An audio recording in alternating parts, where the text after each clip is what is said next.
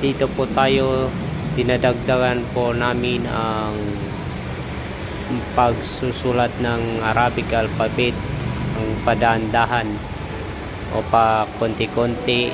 Ay ngayon ay alif to zay po sila, ang kanilang isusulat para sila ay ma-practice sa pagsulat, magiging familiar sa kanila yung mga pangalan ng mga letter ng Arabic. Marunong silang magsulat at memorize nila at familiar sa kanila yung mga pangalan.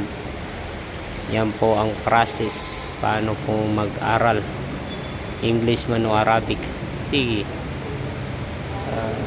batya ka, mapasa na batya ka ko na. Sige, ituro nung ka mamuman doon sa ni batya nung ka.